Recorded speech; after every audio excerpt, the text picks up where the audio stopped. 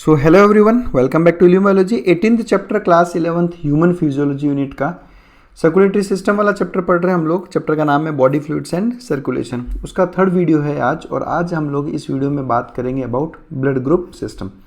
ठीक है, देखो इस वीडियो को देखने से पहले इसका जो सेकंड पार्ट है जिसमें हम लोगों ने बात की है about different types of cells यानी आरबीसीज, डब्ल्यूबीसीज, प्लेटलेट्स, वो वाला वीडियो ज़रूर देखो क्योंकि काफ़ी कुछ चीज़ें वहाँ से लिंक्ड आई है। इनफैक्ट आप जब भी कोई सीरीज़ देखते हो मेरे चैनल पे स्पेशली, तो आप इसको हमेशा सीक्वेंस में देखो। ऐसा नहीं है कि 5वां वीडियो डायरेक्ट आप स्टार्ट कर रहे हो। ठीक है, तो आप जब स्टार्टिंग से उसको देखते हो ना तो धीरे धीरे कंसेप्ट बिल्डअप होते रहते हैं बीच बीच में से। ठीक है, इसलिए मैं प्रॉपर इनका ना जो सीक्वेंस बना रहा हूँ। जैसे 3rd नंबर वीडियो है तो मैं आपको बता रहा हूँ ये 3rd है, तो फर्स्ट देखो, सेकेंड देखो, उसके बाद 3rd पे आओ। चलिए शुरू करते हैं ब्लड ग्रुप सिस्टम। ये पिक्चर देखो आपके सामने।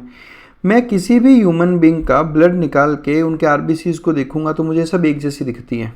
ठीक है, ऐसा लगता है सबके ब्लड सिमिलर है, लेकिन इनमें फ़र्क होता है। तो blood of human beings differ in certain aspects though it appears to be similar. दिखने में ऐसा लगता है कि ये सब सेम है, सबके आरबीसीज एक जैसे हैं, लेकिन इनमें कहीं ना कहीं किसी ना किसी एस्पेक्ट में जो है फ़र्क रहता है। और इनमें जो सबसे बड़ा फ़र्क रहता है वो है ब्लड ग्रुप का फ़र्क, और ये आरबीसीज की वजह से ही होता है। तो ब्लड ग्रुप्स की अगर हम बात करें तो ब्लड ग्रुप्स बेसिकली इसका मेन फंडा क्या है कि जो आरबीसी का जो सरफेस है, अभी आरबीसी आपके सामने है, इसके सरफेस पे कुछ एंटीजेंस प्रेजेंट होते हैं। तो पहले तो ये जानते हैं कि एंटीजेंस क्या होते हैं, एंटीबॉडीज़ क्या होती है। एक बार शॉर्ट में लेते हैं। एंटीजन का मतलब होता है कोई भी ऐसा सब्सटेंस जो आपकी इम्यूनिटी को इवोक करे। ठीक है, जो आपकी इम्यूनिटी में एंटीबॉडीज़ डेवलप करे, उसको आप कहते हो एंटीजन। ठीक है, जब ये आपकी बॉडी में एंटर करेगा तो आपकी बॉडी उसके अगेंस्ट एंटीबॉडीज बनाती है। Clear? Any substance that stimulate the formation of antibodies is called as an antigen. ठीक है, अब आप सोचेंगे कि सर एंटीजन तो बेसिकली हम तब कहते हैं जब कोई बॉडी के बाहर से अंदर कुछ आता है और उसके अगेंस्ट एंटीबॉडीज बनती है। तो ये क्लियर कर दूं मैं आपको कंसेप्ट। देखो एंटीजन्स दो तरह के होते हैं, इसको समझना, अच्छे से सुनना। एंटीजन दो तरह के होते हैं, एक होते हैं सेल्फ एंटीजेंस और एक होते हैं फॉरेन एंटीजेंस। फॉरेन एंटीजेंस वो हैं जो आपकी बॉडी के नहीं हैं और जो बाहर से आएंगे। ठीक है, सेल्फ एंटीजेंस वो हैं जो आपकी बॉडी में पहले से ही प्रेजेंट है ना। आपकी बॉडी में पहले से ही कुछ एंटीजेंस प्रेजेंट है, उनको आप कहते हो सेल्फ एंटीजेंस। जैसे आपके आरबीसी के सरफेस पे प्रेजेंट एंटीजेंस जो आपका ब्लड ग्रुप डिसाइड करते हैं, ये सेल्फ एंटीजन है। अब इन सेल्फ एंटीजेंस के अगेंस्ट आपकी बॉडी एंटीबॉडीज नहीं बनाती। क्यों? क्योंकि आप जब से पैदा हुए हो तब से ये एंटीजन आपकी बॉडी का ही पार्ट है, आपकी बॉडी का सेल्फ पार्ट है ये। तो आपकी बॉडी उसके अगेंस्ट एंटीबॉडीज़ नहीं बनाती, लेकिन फॉरेन एंटीजन्स के अगेंस्ट एंटीबॉडीज़ बना सकती है। लेकिन इसको समझना, अब आप जो मैं कह रहा हूँ, देखो क्या है कि ये सेल्फ एंटीजन अलग अलग लोगों में अलग अलग टाइप के होते हैं। जैसे मैं 2 इंडिविजुअल लेता हूँ यहाँ पे, ए और बी। अब ए और बी में दोनों में ही एक सेल्फ एंटीजन प्रेजेंट है। इसमें सेल्फ एंटीजन सी प्रेजेंट है और इसमें सेल्फ एंटीजन डी प्रेजेंट है। अभी जो ए इंडिविजुअल है ये अपने सेल्फ एंटीजन सी के अगेंस्ट एंटीबॉडी नहीं बना सकता, लेकिन अगर मैं इस डी एंटीजन को इस ए इंडिविजुअल में डाल दूँ तो इस डी के अगेंस्ट एंटीबॉडी वो ज़रूर बनाएगा। अब है ये भी सेल्फ एंटीजन ये, लेकिन ये किसी और की बॉडी का सेल्फ एंटीजन है। समझो, अपना बॉडी अपने ही सेल्फ एंटीजन्स के अगेंस्ट एंटीबॉडीज़ नहीं बनाएगा, लेकिन दूसरे इंडिविजुअल के सेल्फ एंटीजन्स के अगेंस्ट एंटीबॉडीज़ बनाएगा, बेशर्ते वो एंटीजन किसी दूसरे टाइप का हो। क्लियर? यही चीज़ हम लोग ब्लड ग्रुप में भी देखेंगे, अभी थोड़ा डिटेल में लेंगे। अब बात करते हैं एंटीबॉडीज़। तो एंटीबॉडीज़ बेसिकली वो ग्लाइकोप्रोटीन स्ट्रक्चर्स हैं जो एंटीजन्स के अगेंस्ट फंक्शन करते हैं। ये आपकी इम्यून सिस्टम बनाता है इन एंटीबॉडीज़ को, और ये जब आती है तभी एंटीजन्स को ख़त्म करने का काम करती है। तो आपके आरबीसी के सरफेस पे कुछ एंटीजन्स प्रेजेंट होते हैं अलग अलग टाइप के, जो अलग अलग टाइप के ब्लड ग्रुप सिस्टम बनाते हैं। बेसिकली देखो, हम एनसीईआरटी के हिसाब से चले तो हम लोग पहला ब्लड ग्रुप सिस्टम पढ़ेंगे एबीओ ब्लड ग्रुप सिस्टम। ठीक है, दूसरा ब्लड ग्रुप सिस्टम हम पढ़ेंगे आरएच ब्लड ग्रुप सिस्टम। इसके अलावा भी काफ़ी सिस्टम्स हैं, जैसे मैं सिर्फ नाम बता रहा हूँ, एमएन ब्लड ग्रुप सिस्टम, एक है बॉम्बे ब्लड ग्रुप। तो ये अलग अलग टाइप के ब्लड ग्रुप्स रहते हैं, बट ये अपने कोर्स में नहीं है एनसीईआरटी में, तो मैं इनको कंसिडर नहीं कर रहा। हम लोग केवल एबीओ और आरएच ही पढ़ते हैं। अब दिमाग में ये भी सवाल आता है कि सर चलो पढ़ तो हम इसको नहीं रहे क्योंकि कोर्स में नहीं है, लेकिन ये प्रेजेंट तो होता है ह्यूमन बींग्स में। ह्यूमन बींग्स में बिल्कुल एमएन ब्लड ग्रुप सिस्टम होता है, बॉम्बे ब्लड ग्रुप सिस्टम होता है। तो जब हम ब्लड चढ़ाते हैं किसी पेशेंट को या ब्लड डोनेट करते हैं, तब हम केवल एबीओ और आरएच को ही कंसिडर क्यों करते हैं, है ना। जब भी हम कहते हैं तो हम कहते हैं कि अच्छा ब्लड ग्रुप मैच करना है तो एबीओ और आरएच मैच कर लो, एमएन बॉम्बे ये सब मैच क्यों नहीं करते हम। और इस तरह के और भी सिस्टम्स हैं, उनको क्यों नहीं मैच करते, इनको ही क्यों मैच किया जाता है। तो उसका रीज़न ये है कि देखो, अगर इसमें इनकॉम्पेटिबिलिटी हुई तो इससे जो रिएक्शन होगी वो रिएक्शन लाइफ थ्रेटनिंग हो सकती है, लेकिन इनका जो रिएक्शंस होता है ये इतना सिग्निफिकेंट जो है प्रॉब्लम कॉज नहीं करता, इसलिए हम इनको इग्नोर कर देते हैं, है ना। इनके मिसमैच की वजह से ज़्यादा दिक्कतें नहीं आती। मेन अगर एबीओ और आरएच मिसमैच हुआ तो बहुत बड़ी प्रॉब्लम्स क्रिएट हो सकती है, इसलिए इन्हीं को ज़्यादा कंसिडर किया जाता है। और हम भी केवल यही यहाँ पर पढ़ेंगे, एबीओ सिस्टम पढ़ेंगे इस वीडियो में, और नेक्स्ट वीडियो में हम लोग बात करेंगे आरएच सिस्टम। और आरएच सिस्टम से एसोसिएटेड एक इनकॉम्पेटिबिलिटी जिसको एरिथ्रोब्लास्टोसिस फिटालिस कहते हैं, उसकी हम बात करेंगे। इन वीडियोस में हम लोग बेसिकली एनसीईआरटी तक ही अपनी नॉलेज को लिमिट रखेंगे, टर्म्स वगैरह एनसीईआरटी तक ही रखेंगे, लेकिन चीज़ों को अगर समझाना पड़ा तो मुझे जो है कंसेप्ट्स बाहर से लेने पड़ेंगे, और मैं आपको क्लियर बता दूंगा कि भाई ये चीज़ बाहर की है, इसको आपको याद नहीं करना, है ना। केवल समझने के पॉइंट ऑफ व्यू से मैं आपको बताऊंगा, ठीक है।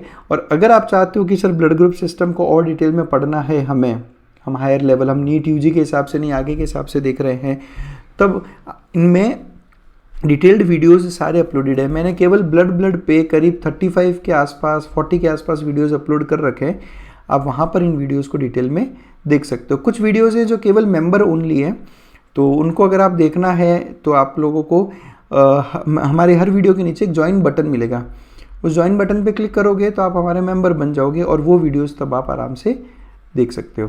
और जैसे ही आप मेंबर बनो, आप मुझे मेरे इस नंबर पे व्हाट्सएप करो ताकि मैं आपको मेंबर वाले ग्रुप में ऐड कर सकूं, जहाँ पे हम डाउट डिस्कशंस वगैरह जो है डिस्कस करते रहते हैं। तो चलो, हम लोगों को बेसिकली 2 सिस्टम पढ़ने हैं, एक एबीओ ब्लड ग्रुप सिस्टम और एक आरएच ब्लड ग्रुप सिस्टम। शुरू करते हैं हम लोग एबीओ ब्लड ग्रुप सिस्टम से। देखो, बहुत सिंपल कंसेप्ट है ये। हमारे आरबीसी के सरफेस पे 2 तरह के एंटीजन पाए जा सकते हैं, या तो एंटीजन ए हो सकता है या एंटीजन बी हो सकता है, या दोनों तरह के एंटीजन्स हो सकते हैं, या फिर ऐसा हो सकता है कि कोई भी एंटीजन नहीं हो। बेसिकली 2 तरह के एंटीजन होंगे, या तो एंटीजन ए या एंटीजन बी। अगर किसी इंडिविजुअल के आरबीसी पे एंटीजन ए है तो उसका ब्लड ग्रुप होगा ए, सिंपल सिस्टम है। अगर आपके आरबीसी के सरफेस पे एंटीजन बी है तो ब्लड ग्रुप होगा बी।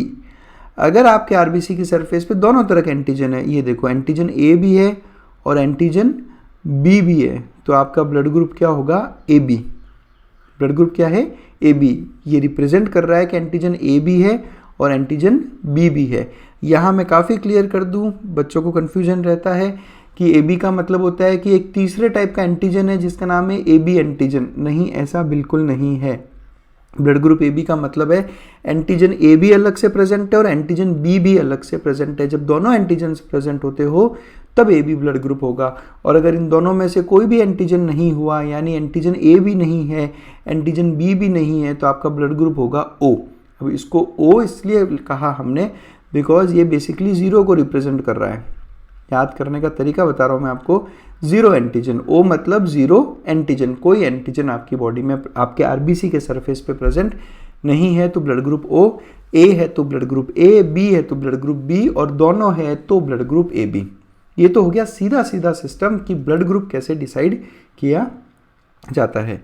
अब अगर आपके दिमाग में सवाल आ रहा है कि सर ये एंटीजन की केमिस्ट्री बताओ, किस टाइप के होते हैं, ए एंटीजन और बी एंटीजन में फ़र्क क्या है, तो आप डिटेल वाले वीडियोस देख ले ब्लड ग्रुप के ऊपर, उसमें बहुत डिटेल में मैंने ये सब चीज़ें वहाँ पर एक्सप्लेन की है। तो ये तो हो गई एंटीजन की बात। अब हम बात करते हैं एंटीबॉडीज़ की। एंटीबॉडीज़ जैसा हम लोग पढ़ते आ रहे हैं, ब्लड वाले चैप्टर में पढ़ा था कि हमारे प्लाज्मा में कुछ प्लाज्मा प्रोटीन्स प्रेजेंट होते हैं, ठीक है। उन प्रोटीन्स में आपने एक नाम पढ़ा था ग्लोबुलिन्स, अगर आपको याद हो तो ग्लोबुलिन्स, ठीक है। इन ग्लोबुलिन के अलग अलग टाइप होते हैं, अल्फ़ा, बीटा, गामा। तो उसमें से एक टाइप होता है जिसको हम कहते हैं गामा ग्लोबुलिन्स, गामा ग्लोबुलिन्स इनका नाम है, और इनको कॉमनली इन्हीं गामा ग्लोबुलिन्स को कहा जाता है इम्यूनोग्लोबुलिन्स। इम्यूनोग्लोबुलिन्स जिनको आप कहते हो शॉर्ट में आईजी। आपने सुने होंगे ये नाम, IgA, IgM, IgD। तो ये इम्यूनोग्लोबुलिन्स बेसिकली प्लाज्मा प्रोटीन्स हैं, तो ये प्लाज्मा में ही प्रेजेंट रहते हैं।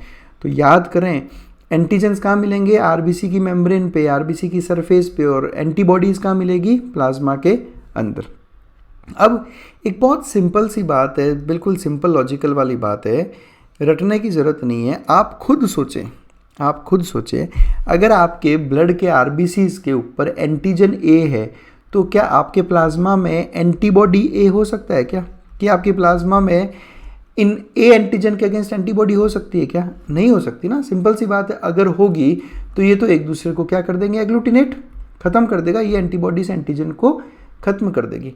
इसलिए बहुत सिंपल सा फंडा है कि आपके पास जो एंटीजन प्रेजेंट है, इसको अच्छे से सुने, आपके पास जो आरबीसी के सरफेस पे एंटीजन प्रेजेंट है उसका ऑपोजिट एंटीबॉडी आपकी ब्लड में प्रेजेंट होगा, उसका करस्पॉन्डिंग नहीं होगा, उसका ऑपोजिट होगा। यानी अगर आपके पास एंटीजन ए है तो आपके पास एंटी बी एंटीबॉडी होगी, एंटीजन बी के अगेंस्ट आपके पास एंटीबॉडी है, एंटीजन ए के अगेंस्ट नहीं है। क्या कोई रिएक्शन हो पा रहा है? नहीं हो पा रहा। एंटीजन ए यहाँ पे एंटी बी, ये दोनों आपस में रिएक्ट नहीं कर सकती, समझ में आ रहा है? लेकिन एंटीबॉडीज पहले से प्रेजेंट होगी, ये ध्यान रखें। देखो यहाँ फ़र्क क्या है, फ़र्क समझें आप। नॉर्मली जब कोई एंटीजन आपकी बॉडी में एंटर करता है तो एंटर करने के बाद उसके अगेंस्ट एंटीबॉडीज बनती है नॉर्मली, लेकिन ब्लड ग्रुप सिस्टम्स में जो एंटीबॉडीज़ है वो पहले से ही प्लाज्मा में प्रेजेंट होगी, वो पहले से ही प्लाज्मा में प्रेजेंट है। वो इस बात पे डिपेंड नहीं कर रहा कि एंटीजन बी आएगा तो ही एंटी बी वो एंटीबॉडी बनेगी, नहीं, वो पहले से ही प्लाज्मा में प्रेजेंट होगी। ये फैक्ट आपको ध्यान रखना है। और यहाँ पे डिफरेंस है RH का। जब मैं RH आपको पढ़ाऊंगा, RH ग्रुप, तो उसमें मैं आपको बताऊंगा कि RH की जो एंटीबॉडी है वो पहले से प्रेजेंट नहीं है, लेकिन ABO सिस्टम की जो एंटीबॉडी है वो पहले से प्रेजेंट होगी। यानी अगर मैं किसी इंडिविजुअल का जिसका ब्लड ग्रुप A है, उस ब्लड ग्रुप का चेक करूं, मैं उसका ब्लड चेक करूं, तो उसके आरबीसी के सरफेस पे एंटीजन ए होगा और उसके प्लाज्मा में एंटी बी एंटीबॉडी प्रेजेंट है पहले से, समझ में आया? तो इसका ऑपोजिट एंटीजन का एंटीबॉडी हो सकता है, सेम एंटीजन का एंटीबॉडी नहीं हो सकता। सिमिलरली ब्लड ग्रुप अगर आपका बी है तो एंटीजन कौन सा होगा, बी। तो क्या आपके पास एंटी बी एंटीबॉडी हो सकती है प्लाज्मा में? नहीं हो सकती, आपके पास होगी anti A antibody, anti A antibody, और ये दोनों आपस में किसी तरह का रिएक्शन नहीं करते। नेक्स्ट चलते हैं, आपके पास दोनों एंटीजन्स हैं, एंटीजन ए भी है, एंटीजन बी भी है। तो क्या अब आपके पास कोई एंटीबॉडी हो सकती है? नहीं हो सकती। कैसे हो जाएगी? आपने अगर एंटी ए बी रखा या फिर अगर आपने एंटी बी एंटीबॉडी भी रखा तो इसके पास दोनों एंटीजन्स है, ये अपने एंटीजन्स को खत्म करेगा, ये अपने एंटीजन्स को खत्म करेगा, तो आपके पास एंटीबॉडी नहीं हो सकती। और अगर आपका ब्लड ग्रुप O है, यानी आपके पास कोई एंटीजन प्रेजेंट नहीं है, तो आपके प्लाज्मा में दोनों ही एंटीबॉडीज़ होगी, एंटी ए भी होगी और एंटी बी भी होगी। तो बस आपको इतना सा ध्यान रखना है कि जो एंटीजन होगा उसकी एंटीबॉडी नहीं हो सकती, बाकी दूसरी एंटीबॉडी हो सकती है। तो वापस ले रहा हूँ, ब्लड ग्रुप A, एंटीजन कौन सा होगा, एंटीजन A, एंटीबॉडी कौन सी होगी, एंटी बी, ऑपोजिट वाली। ब्लड ग्रुप B, एंटीजन कौन सा है, एंटीजन B, तो एंटीबॉडी कौन सी होगी, anti A। Blood group AB, antigen कौन से हैं, दोनों, एंटीजन A भी है और एंटीजन B भी है, तो एंटीबॉडी नहीं हो सकती कोई भी। क्यों? क्योंकि कोई भी अगर एंटीबॉडी हुई तो वो सीधा सीधा एग्लूटिनेशन करेगी। ब्लड ग्रुप O, एंटीजन कौन से होंगे, एंटीजन A और एंटीजन B, दोनों ही नहीं होते। तो जब दोनों ही एंटीजन नहीं है तो एंटीबॉडीज दोनों प्रेजेंट होगी। तो आई होप आपको इस सिंपल सा क्लासिफिकेशन सिस्टम तो समझ में आया होगा।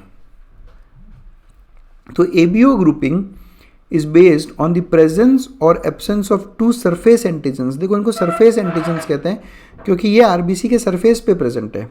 तो दो सरफेस एंटीजन्स क्या होता है, chemicals that can induce immune response.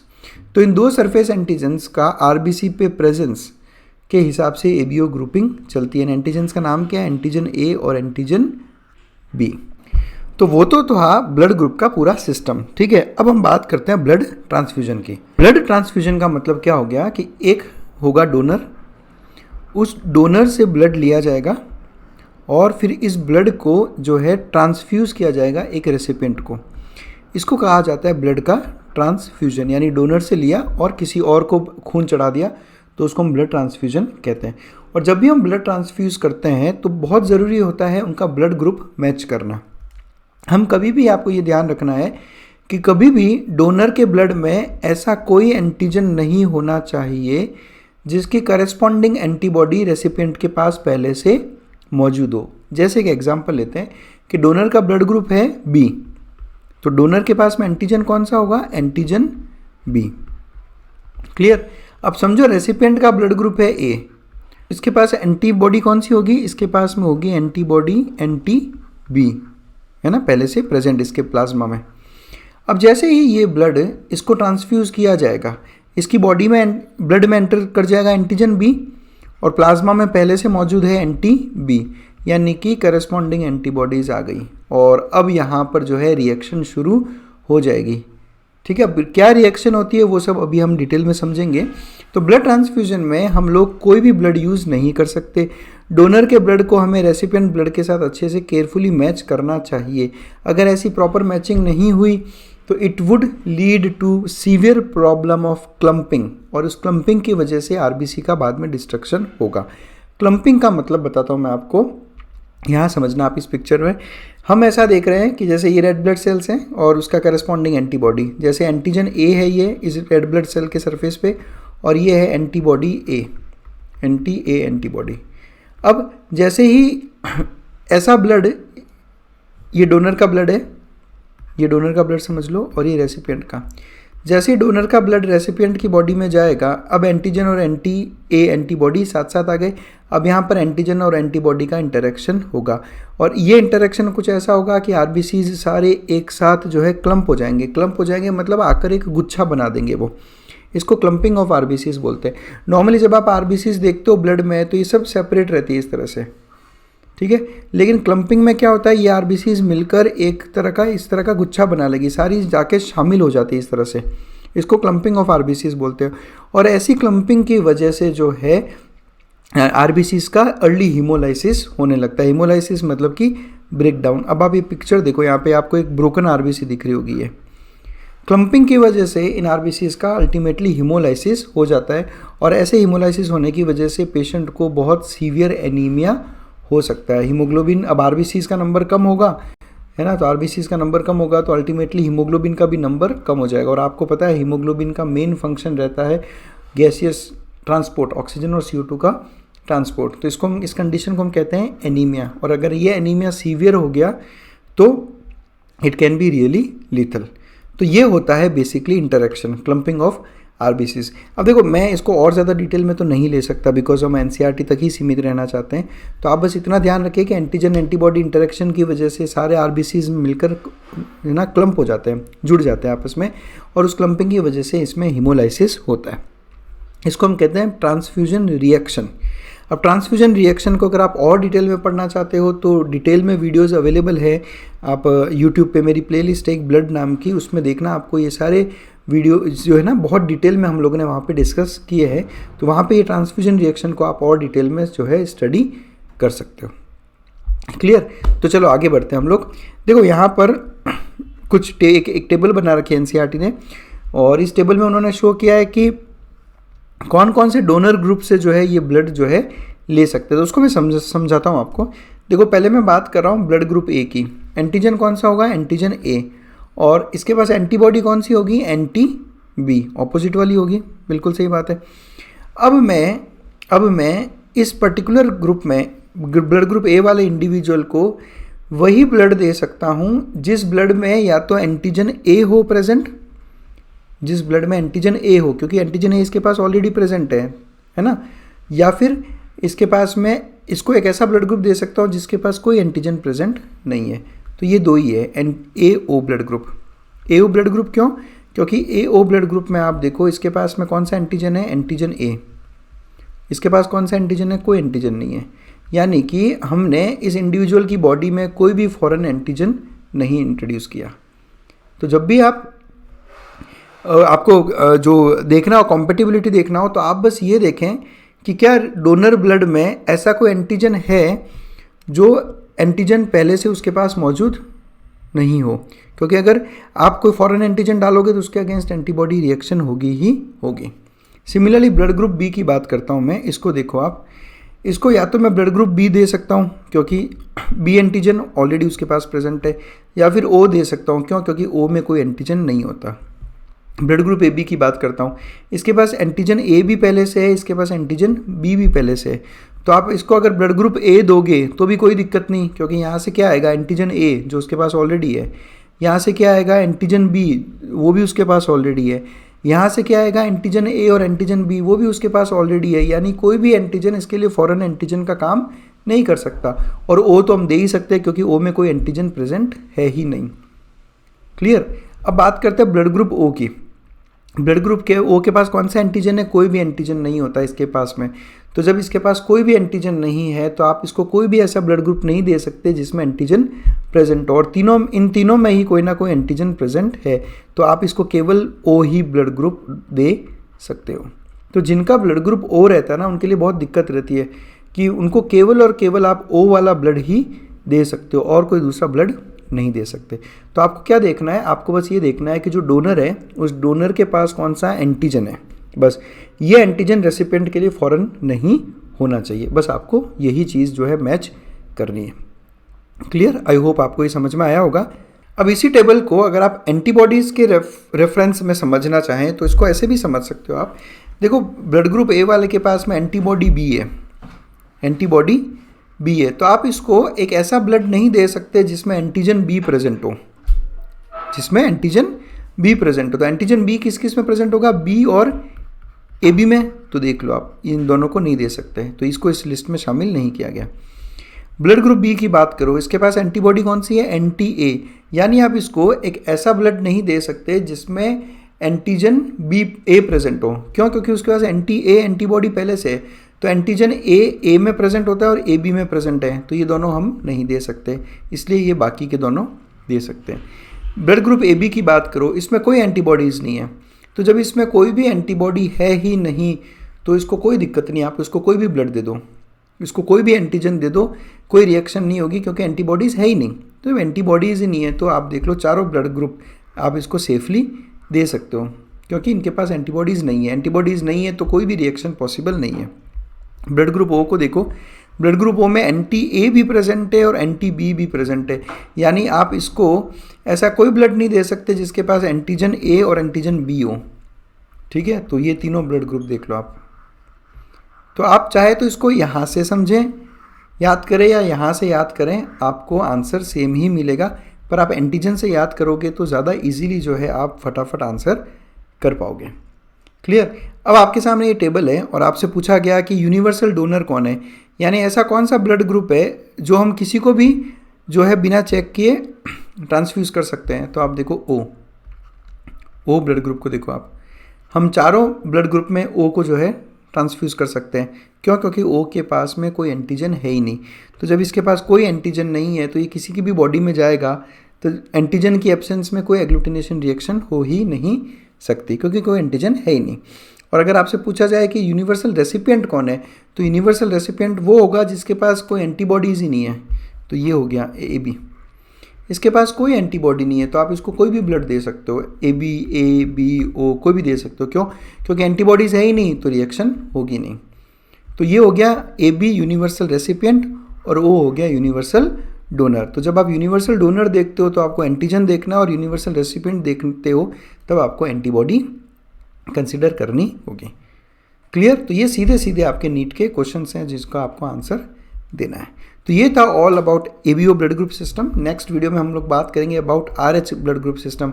आपने सुना होगा कि किसी का ब्लड ग्रुप है ए पॉजिटिव, तो ए तो आपको समझ में आ गया, लेकिन ये पॉजिटिव का मतलब क्या है या फिर ए नेगेटिव में नेगेटिव का मतलब क्या है वो हम लोग नेक्स्ट वीडियो में डिस्कस करेंगे।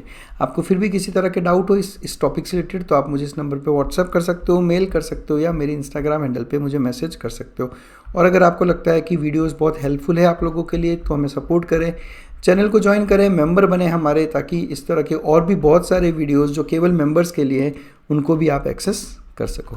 तो बस that's it, thanks a lot for watching us.